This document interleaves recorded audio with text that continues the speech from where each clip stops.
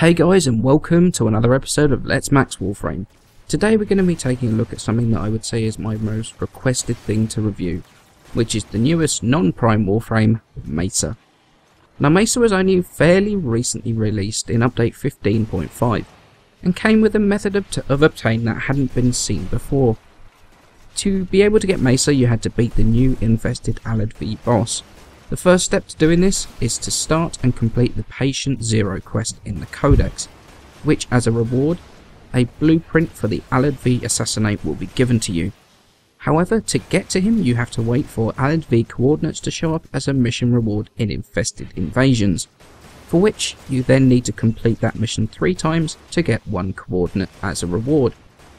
To build one of the keys for Alad V, you need 3 of these coordinates, of which there is usually 1 per invasion, which realistically you can get probably 2 per day, although that number fluctuates depending on the speed the invasion gets dealt with. This step can be completely ignored if you wish, however, by visiting the trade channel and either buying the coordinates or the fully built key. Now I'm not going to talk about the way the keys we have and the way of obtaining keys in Warframe, especially with things like time wars involved. Although the only thing I am going to say on the matter, the time war element didn't bother me anywhere near as much as the previous key farm to get Hydroid. Now we've looked at how to obtain Mesa, let's have a quick look at her skills and her subsequent syndicate mods for those skills, starting with her first ability, Ballistic Battery. Now how this works is that when activated, this power stores damage caused by guns. When triggered again, the damage is channeled through the next gunshot. What this effectively means is that you can store up a ton of extra damage, just over 4,500 with max power strength, which is added to your weapon's base damage on the next shot. This is awesome for taking out high priority targets like capture targets, or even heavy units like bombards, heavy gunners or corpus techs. And since it's added to your base damage, the actual additional damage can turn out to be way more than the 4,500 that I just spoke about, especially with crit based weapons and aiming for headshots. This can also be used in conjunction with Peacemaker, her 4th ability. However, it only applies to the first shot in the ability and not to the whole of it. Now, to be honest, I very rarely use this ability since it feels kind of clunky to use to me, especially since it's discharged over 1 shot, meaning that if you either miss the target or it goes behind cover or a teammate kills it first, then that damage is effectively wasted. That's not to say this is a bad ability, I've just not mastered the use of it yet, and do feel that it could be useful in some situations, especially when you start going higher level and really need to start doing high damage to those really heavy units.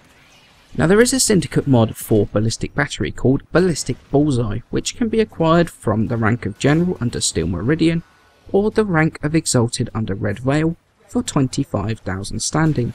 And what this does is that at max rank it will release the shot from Ballistic Battery with 100% status chance, which honestly is not a bad mod at all, but it's not really game changing enough to really warrant losing a mod slot for. Plus at the end of the day, the ability is there to help deal with those seriously heavy units. The ability to do massive damage to them in 1 shot and not to provide status on them. Although that said, on the flip side, if you don't kill that unit in the 1 shot, then having the status effect on him might not be the worst thing ever. I personally don't think it's worth giving up that mod slot, but if you feel that this is a mod you can make work, it's definitely not a bad one. Mesa's second ability, Shooting Gallery, gives an ally extra damage while jamming the guns of nearby enemies. This power shifts between team members. What this basically means that at max level with no additional power strength mods on, you have an extra 25% weapon damage, scaling even with her 4th ability, Peacemaker. But in addition to that, you have an ability that will target enemy units within a certain range of you and jam their weapons, be it heavy weapons like the heavy gunner's Gorgon, or even the Prover that is used by a Prodman. The unit will then spend time trying to unjam that weapon, giving you time to get in there and finish them off. This ability is definitely one of Mesa's bread and butter skills, And the amount of times this has saved my back in Towerfall, for example, where it has disabled a corrupt butcher that's about to try and cave in the back of my skull with his cleaver. It's also amazing for closing the distance on heavier units like bombards or techs, and stopping them from hitting you like a truck while you finish them off. But the thing that makes Shooting Gallery so amazing is all of those things, plus every now and again the ability will switch to your allies, providing them with all of the benefits that come with it. If you have the ability to, then this ability should be active at all times. That multiple level of usefulness, damage increase, radial stun makes it one of the most versatile abilities of any frame in the game. Now, Shooting Gallery, like Ballistic Battery, comes with a Syndicate mod for it as well, Muzzle Flash, which can be acquired by gaining the rank of General under Steel Meridian or the rank of Exalted under Red Veil, and spending 25,000 standing with them. What you get for this standing is a mod that causes Shooting Gallery to emit a flash when the ability is about to switch to another player, blinding enemies for 7 seconds over 8 meters. Now, this is yet another very good mod for Mesa, and one that is definitely worth using when you're running cooperatively in a mission, since in solo this mod is going to do absolutely nothing for you. Now, I have to admit that I find the animation annoying and distracting myself, and I have had complaints from my teammates that when using it, it was distracting. So personally, I don't use it on my builds very often myself. However, that doesn't make it a bad mod or completely useless, far from it. It just doesn't suit everyone's playstyle at all. And if you like this mod, then it's definitely worth finding a spot on your build, since it adds even more crowd control to an already fantastic crowd control skill. Shatter Shield is Mesa's third ability and envelops Mesa in a barrier of energy, reflecting back incoming bullet damage. Now, what this means is that it gives Mesa a 95% damage resistance with minimal power strength mods. In all honesty, there's not a lot to this ability. It's going to deflect pretty much anything up to and including missiles from bombards, or even the grappling hooks from ancients or scorpions, although not the knockdowns from heavy units and shockwave mowers. But not only this, Shatter Shield is not just a straight up defensive skill. What it does is it takes the damage and reflects that onto units that shot her, which takes damage as if they were shooting themselves. This, quite frankly, is one of the strongest dual purpose abilities in the game, and really ups her survivability in pretty much every situation. And as such, this should never be allowed to drop. Mesa is not the tankiest frame in the world, and really needs that Shatter Shield to mitigate the damage, so always try to pay attention to that timer. If it's about to drop, try and disengage, get somewhere safe, get the ability up again before you take far too much damage. Now, all of this leads on to her pièce de résistance, her fourth ability, Peacemaker. With intense focus, Mesa draws out her regulator pistols, shooting down her foes in rapid succession. And what this means is that Mesa brings out those regulator pistols that are attached to her suit, anchors herself down into an immovable state, and goes into that state of absolute focus, pumping shot after shot into the enemy at an absolutely ridiculous rate. The pistols do have a base damage of 300 per shot, and have the ability to crit with a 300% critical damage multiplier. The damage of the pistols is also increased by the ability by 200% at max level, of which that number is affected by power strength. When this ability was first introduced, it needed to be clicked manually to be able to fire off the shots. Now, however, all you need to do is to hold down the fire button and it will start firing. There is effectively a spool up time, and she will start firing faster and faster, in a fashion that can only be described as an aimbot, switching from target to target with 100% accuracy. Now, this makes her the queen of static objectives, defense, interception, excavation, and can clear wave on wave extremely quickly. This, combined with the fact that Peacemaker can be activated and deactivated when the player sees fit, really gives you control over the ability and allows you to cut out anything that you feel is wasted time and energy. The fact that each shot from her regulators hits the centre of the torso also means that she has the ability to hit Banshee sonar spots that are on those torsos, and also Corrupted Vor, the weak spot on his chest, is hittable with 100% accuracy every single time, and can be dealt with in absolutely no time at all. Mesa's fourth ability really is her strongest one, and arguably one of the strongest abilities in the game, and when combined with the damage buff from Shooting Gallery and the damage reduction of Shatter Shield, makes an absolutely potent combo. Also, when you take into account that Rhino's Roar increases the damage of Peacemaker, and not only that, so does the buff from the Total Eclipse Mirage mod, plus the ability to take advantage of lucky sonar spots on the torso, the damage potential from Mesa is pretty frightening.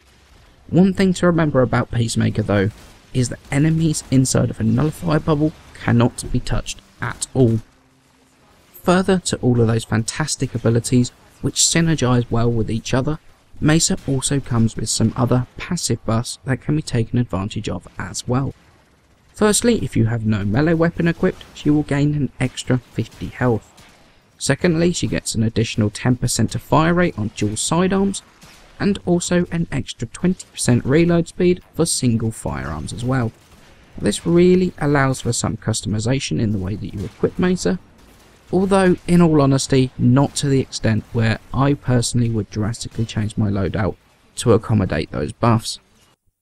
Okay, so now we've had a look at Mesa's basic abilities, let's move on to how we're going to mod Mesa. Now she comes with a V aura polarity to start with, and also 2 dashes. However, we're going to add 4 former to the weapon, where we're going to change the aura to a dash, and we're going to add in 2 Vs and a D. Now this build here is pretty much my all-round build.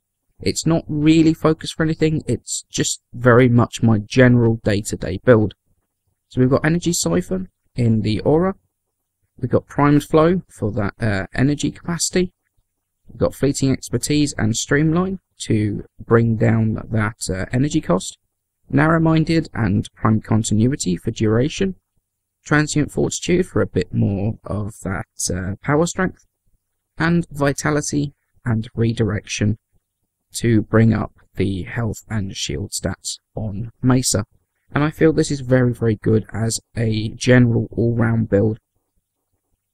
Now for a more focused defense build, especially in the Void, I switch out for Corrosive Projection as the aura. I go with Fleeting Expertise and Streamline again to bring down the energy costs as much as possible. Primed Flow again for that power capacity. Narrow-Minded for duration, as well as Primed Continuity, which is going to help our defensive abilities stay up a little bit longer. And then we got both Blind Rage and Transient Fortitude on there to bring up the power strength, and this is really going to help us defend that cryopod or extractor a lot more easily than if we just had that Transient Fortitude on there. So now onto my feelings as to whether I feel that Mesa is worth the time, effort and resources invested into obtaining her. And the answer should not be any surprise whatsoever. And that is absolutely yes, she is. After she was introduced in the 15.5 update, she became an instant fan favourite. Not only does she look absolutely amazing, but the synergy between her second, third and fourth ability is absolutely amazing, and something that I wish Warframes would benefit from. She absolutely has a place in pretty much any team as a primary damage dealer, especially with a properly set up groups taking advantage and boosting that Peacemaker ability. The problem I find with Mesa is that I find that she is, well, too perfect, which I know is an extremely bizarre thing to be saying. But she has an ability to tank that a lot of Warframes don't really have the ability to do, plus the crowd control from Shooting Gallery and the insane damage output of Peacemaker. Every Warframe has their little foibles, their little problems that make them fun, and give them character. But with Mesa, I mean, I'm not denying she's fun, I'm not saying she's not fun, and provided you keep your second, third ability up, she's exceedingly easy to play. As you've seen, I've used her in a lot of videos recently, mainly so that I can showcase the weapon and not really have to worry about the frame too much. Now, I know that sounds like I don't like Mesa at all, which is absolutely not the case, and I have been playing with her a lot recently, but she's never going to replace my favourite frames, like Nyx or Banshee. Aside from my personal feelings on her though, she is a fantastic frame, worth every penny and every second invested in her. You're definitely not going to be disappointed when you pick her up, and I'll guess that you're going to struggle to put her down again after. Just a quick little thing from me, I've had a couple of people private message me on YouTube asking about donations. Now, it's not something I've really thought about for YouTube. However, I have had a donation link on my Twitch for some time, so I've put the link in the description below. Nobody should feel that they have to donate, or even that I'm asking for people to donate. I'm just letting you guys know it's there should you wish to use it. Now that awkward part's out of the way, many thanks for watching. Please remember to leave a like and a subscribe, it helps me out a ton, and I shall see you in the next episode.